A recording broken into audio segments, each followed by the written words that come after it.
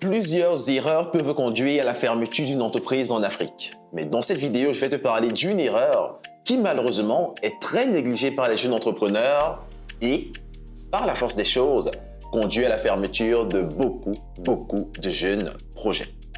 Si tu te dis de quel droit est-ce que je parle de ce genre de thématique, je suis Domo Kinfakpol, je suis directeur général de l'incubateur DKP Learning SAR. Nous sommes une structure d'accompagnement agréée par le ministère au Cameroun, la première du genre dans tout le septentrion du Cameroun, habilitée à accompagner les porteurs de projets de l'idée au lancement commercial. Autrement dit, et de manière simple, je vois énormément de projets au quotidien et voir beaucoup de projets, c'est voir beaucoup de problèmes.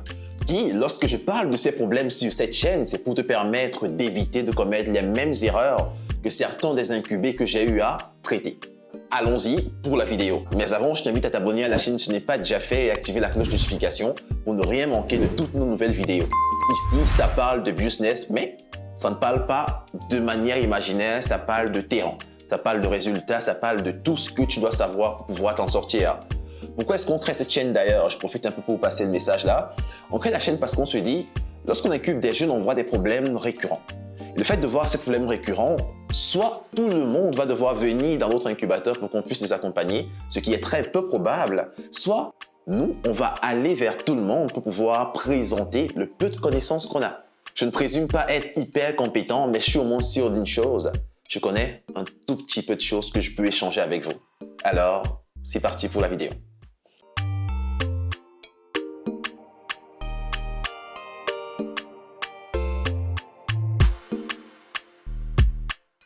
Globalement, en Afrique, beaucoup d'entreprises ne réussissent pas à avoir la deuxième année d'existence, encore moins la troisième année.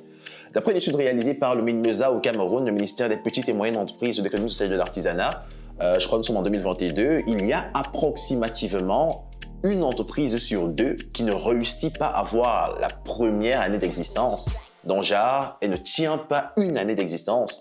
Et globalement, et c'est encore plus grave, 7 entreprises sur 10 qui ne réussissent pas à atteindre la troisième année d'existence.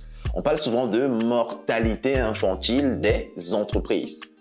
Plusieurs raisons permettent d'expliquer cette faillite ou alors cette fermeture récurrente des entreprises. On va vous dire, plusieurs boîtes ferment pour des fautes de gestion. Et ça, c'est la principale raison. Mauvaise gestion, donc problème de gestion financière, problème de gestion comptable, problème de gestion fiscale. Enfin, il y a énormément de problèmes que les entrepreneurs traversent au quotidien qui font en sorte que la première année, déjà, c'est un exploit. Deuxième année, oh, t'es un barreau. Troisième année, non mais très sincèrement, t'es déjà un gars, enfin, t'es implanté. Et c'est aussi l'une des raisons pour lesquelles vous allez voir beaucoup de projets internationaux qui viennent et qui sont entre guillemets là pour financer des projets. On vous dit, vous devez avoir un projet compris entre 1 et 3 ans. Parce qu'on sait qu'une boîte qui a fait 3 ans sur le terrain est une boîte qui est, entre guillemets, déjà suffisamment implantée. Mais bon, qu'à cela ne tienne, j'étais simplement là en train de vous rappeler un tout petit peu la situation criarde qu'il y a en matière d'entrepreneuriat en Afrique en général, ou alors dans le cadre du Cameroun.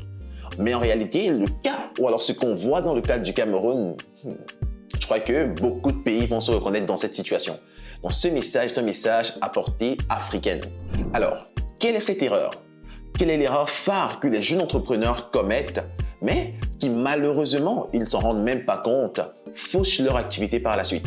Sachez-le, ce n'est pas une histoire d'argent, ce n'est pas une histoire de chiffre d'affaires, ce n'est pas une histoire de fournisseurs, ce n'est pas une histoire de clients. Oui, ces aspects sont intéressants, mais c'est un aspect qui concerne le personnel. Écoute-moi très bien et j'insiste dessus. Beaucoup de jeunes ne se rendent pas compte à quel point leur entreprise repose principalement sur le personnel et sur l'appellation qu'ils donnent à ce personnel. L'appellation que l'entrepreneur va donner au personnel va conditionner l'implication que ce personnel aura par derrière. De manière simple, en tant que patron, tu as le droit d'appeler ton personnel employé. C'est ce que la logique voudrait. Quelqu'un qui travaille pour toi est ton employé à toi. Oui, cette relation de dépendance-là est automatique. Elle est reconnue par le code du travail et tout ce qui va avec. Problème, quand tu es jeune entrepreneur, tu as plus besoin de ton équipe que d'autres choses. Ton équipe devient pratiquement des membres de ta famille. Et c'est un conseil simple que je donne à beaucoup d'entrepreneurs. N'appelez jamais votre personnel employé.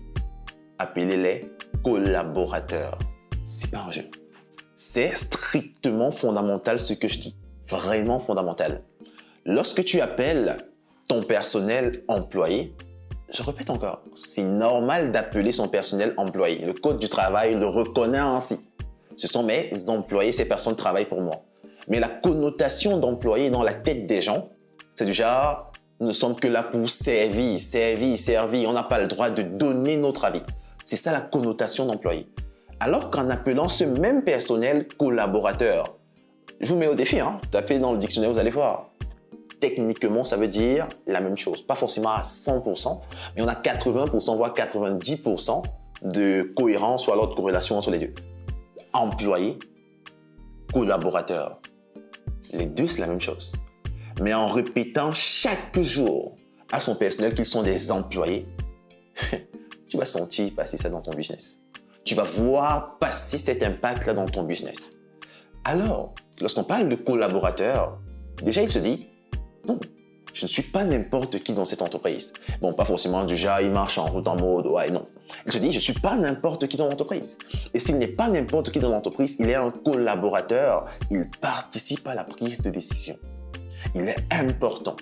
Son patron le voit comme étant une personne avec qui il peut échanger, entre guillemets, d'égal à égal. Bon, d'égal à égal, je mets vraiment les guillemets dessus. C'est fondamental. Le problème, c'est que beaucoup de jeunes entrepreneurs se disent « j'ai tellement souffert pour lancer mon business, alors il faut impérativement que mes collaborateurs ou alors mon personnel, vous voyez, j'ai même du mal à dire employé, tu vois, employé. Je suis tellement habitué à parler de collaborateurs. » Ils se disent « non, il faut impérativement que quoi qu'il advienne, ces gars doivent ressentir que je suis le boss, je suis le patron, je commande. » Les gars, c'est pas comme ça. Vous allez, même si vous avez un capital extrêmement important, le début ne sera pas comme vous pensez. Ça me rappelle la vidéo que j'ai eu à faire sur cette même chaîne dans laquelle je te précise que le business plan ne sert à rien. C'est pas pour te dire de ne pas faire du business plan, mais fais un business plan en te disant « ah là là, le terrain, ça sera autre chose ». Quelquefois, ça sera difficile. Et lorsque tu as mis dans la tête de quelqu'un qu'il est employé, à 100%, cette personne ne va jamais te pardonner en matière de salaire. Tous les entrepreneurs qui regardent cette vidéo, lorsque vous avez eu des collaborateurs avec lesquels vous avez réellement travaillé, à qui vous avez réellement transmis la vision de l'entreprise, même quand c'est chaud en matière de salaire, ces personnes n'osent pas la voir. Elles restent tranquilles et elles disent « demain, ça va aller, demain, ça va aller ». Mais c'est plus facile quand tu envoies le message de collaborateur à ton personnel. Vous êtes mes collaborateurs, vous n'êtes pas mon personnel, vous n'êtes pas mes employés, vous êtes mes collaborateurs. De telle manière que même dans une émission télévisée, quand tu sors pour aller parler de ton personnel, tu dis « mes collaborateurs sont performants ». La connotation que ça envoie diffère, ça change le mindset de l'équipe. Et ces personnes sont prêtes à tenir avec toi. Après ça, c'est pas seulement un changement de mots, parce qu'il va falloir aussi transmettre la vision, les objectifs et tout ce qui va avec. Mais je pense que ça, on va en parler dans une autre vidéo. C'est une erreur fondamentale que toi, en tant que jeune entrepreneur, tu as tendance à commettre. Ceux qui travaillent avec toi sont tes collaborateurs et non tes employés. Même si les employés, c'est logique de le dire, je te conseillerais d'appeler ceux avec qui tu travailles collaborateurs. C'est fondamental. Essaye et tu vas voir l'impact que ça a dans leur mindset. Et pourtant, ça veut dire la même chose. Jouer avec les mots, c'est ce qu'un bon leader doit être capable de faire. Allez, globalement, c'est tout ce qui était prévu pour toi dans le cadre de cette vidéo. Ne l'oublie jamais. C'est parce qu'on a cru qu'on a commencé. Et c'est parce qu'on a commencé qu'on pourra devenir quelque chose. Believe, begin, become. À la prochaine vidéo. Tchuss!